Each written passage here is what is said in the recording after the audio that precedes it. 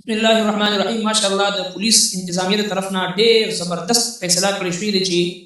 کم خلک د اختر په دې خوشحالۍ په دې موقع باندې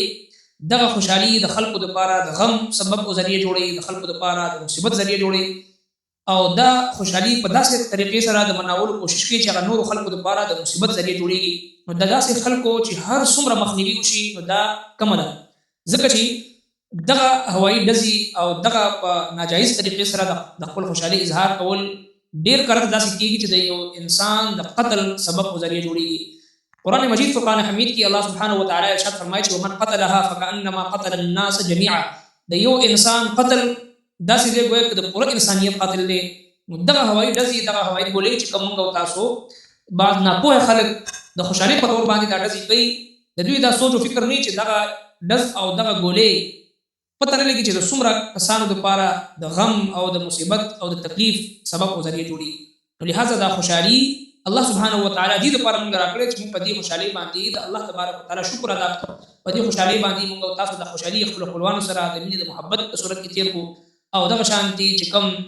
مصیبت زده خلک دي، فقرا او مساکین او محتاج خلک دي، د هغوی سره د همدردۍ اظهار کړو، خپلو خپلوانو سره رشتې ناتې هغه چې دی بحال کړو، تګ راتګ مړ ژوندې، او دغه شانتي کم زموږ رشته داران دي د هغوی حقوق سرته ورسو، او کم تعلقدار دي متعلقین دي خپل خپلوان دي هغوی سره په دې کې په دې خوشحالي موقع باندې ملاقاتونه وکړو او د صله رحمۍ مظاهره وکړو، د هغوی سره د خلوص او د محبت مظاهره وکړو. د هغې په ځای باندې موږ او تاسو بعض خلک چې دي هغه د اغیارو په طریقه باندې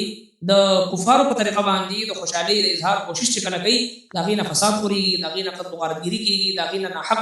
وینه تویېږي، او د یو بې ګناه انسان چې دی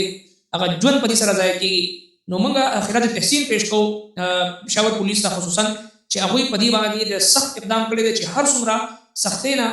سخت اقدام کړی شي هغه بیا هم کم دی، او دا صرف د پولیس نه بلکې زموږ او تاسو د معاشرې د هر فرد دا ذمهداري ده چې هغه خپل ځان خپل یو ذمهداري وګڼي او خپل مسؤلیت وګڼي. د دغه خلکو خلاف چې کوم خلک په دې موقع باندې په ناجایز طریقې سره په